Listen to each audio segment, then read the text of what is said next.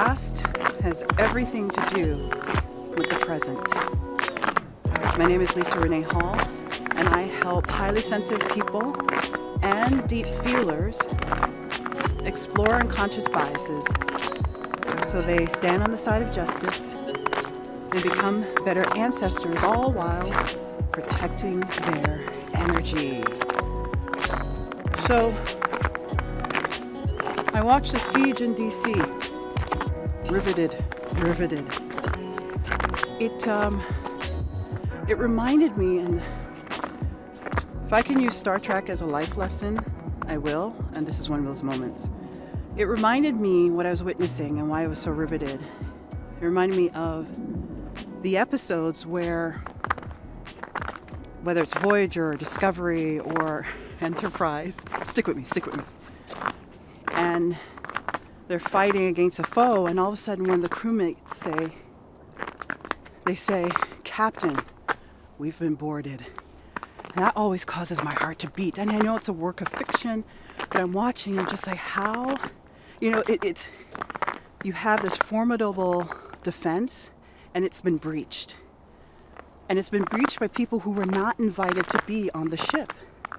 And so whenever those words are uttered, "Captain, we've been boarded," the camera always pans to the face of the captain, whether it's Picard or Janeway or Tilly for Discovery, to get their reaction. And then, of course, I have to come back for part 2. But it's a similar sense of emotion that emerged within me as I was watching the siege in DC, watching individuals who were exerting forms of dominance. They're not fighting for their human rights. They're fighting for dominance based on misinformation. And it was incredibly shocking. Not shocking. It wasn't shocking. It was just not shocking. What it was to me, it's as if I was watching a work of fiction. I'm pretty sure Gerald Butler, the actor, Will Smith, one of them, have been in a movie where there was a siege on the Capitol. And so I mention this because there's been so much reaction to what people have witnessed. And a lot of the blame is being pointed to one person, and rightly so. There's lots of evidence. And whether you believe that it was the one words he uttered on the day the events happened, or whether you believe it's the previous 4 years, you gotta go much further back than that. Because we all bear responsibility for the events that happen in Washington, D.C. when it was stormed and invaded. And I know that feels uncomfortable, but I'm going to utter the words of one of my mentor coaches who said there's a difference between pain and discomfort. And so if you're a bit uncomfortable with what I'm saying, keep listening.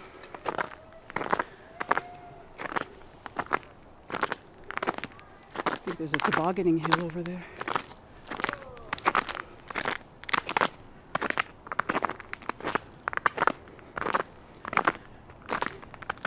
And so whether it's in the United States or in your very own country where you reside, if you're non-American,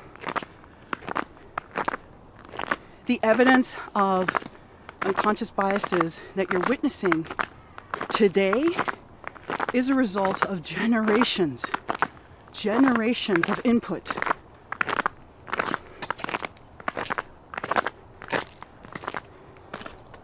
How long is a generation? They say it's about 30 years. You have a child, and within that 30 years, you'll have another one. A new generation of children are born. But yeah, some boomers have had children in multiple generations. But anyways, we're not here to talk about boomers. And so, if you were to look back at your ancestors and take a look at what were some of the reasons why they migrated, a lot of the trauma that your family line experiences today is as a result of the trauma that that person experienced so long ago. And so this idea that we're supposed to forget the past, I mean, I'm already hearing that, like, oh, let's move on. But you can't move on until you heal what's happening right now. And that comes from having the courage to look into your past and to ask yourself, what are the decisions that my ancestors made that show up in what I do today? What are the reasons why they migrated? What were they fleeing? Was it persecution? Was it famine?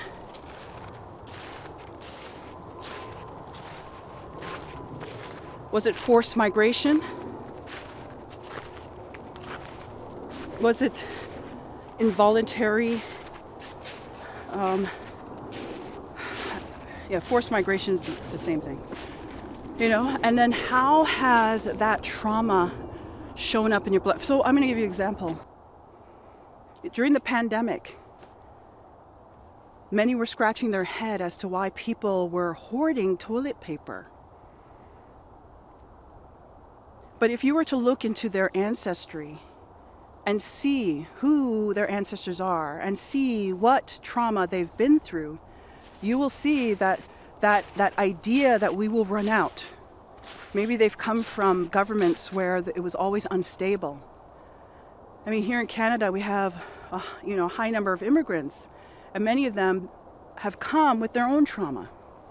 And perhaps in their home countries, there was always instability, as I said before, instability of governments. And so this is the reason why they're here, not knowing that we live in a country of an abundance and we will never run out of toilet paper. I laugh, but it's also, I laugh because of the idea of hoarding toilet paper. It's so strange to me. But the message that I want to share with you, going back to the events that happened in America, is that we all bear responsibility. The people that showed up, they're a product of the same culture that raised you. Some of the people that showed up are your sons, are your grandfathers, are your aunts, uncles, grandmothers, cousins. In fact, there was someone that showed up there. I won't say who it is. I don't want to give that person more notoriety. And one of the media outlets was able to call up that person's cousin and ask the cousin about the person that showed up in all these photos. Can you imagine? You share the last name with this person, and now you are famous because of their antics? And so you see, this is, and I'm pretty sure if questions were asked of this cousin, I mean, the way he described the person that showed up in these photos and who was in the building, it sounds like there's a pattern that's being passed on, that this cousin, while being interviewed by the media, thought it was okay what his cousin did. And so we all bear responsibility, because systemic biases can only disappear if each individual takes responsibility to unpack them, because systems are made up of individuals. So stop looking at the institutions and asking yourself, how can I change the education system? Stop looking at hospitals and asking yourself, how can I change the medical industry? Instead, start with you.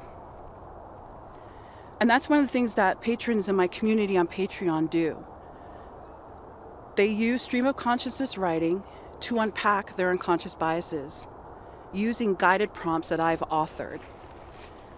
And I can't tell, I didn't know I was a relationship fixer or a relationship coach until going through this process, because many patrons have been able to unpack ancestral trauma and wounding, and then have honest conversations with people in their family to figure out and find out, why did my grandmother make that decision? Why did my great-grandmother do so-and-so? And it's been so rewarding to see how relationships have been repaired as a result of the work that a lot of my patrons are doing. Of course, if you are someone who has a quiet, gentle, sensitive personality, you consider yourself a deep feeler, deep thinker, then I invite you to join my community on Patreon, because one individual can make a difference in becoming a better ancestor.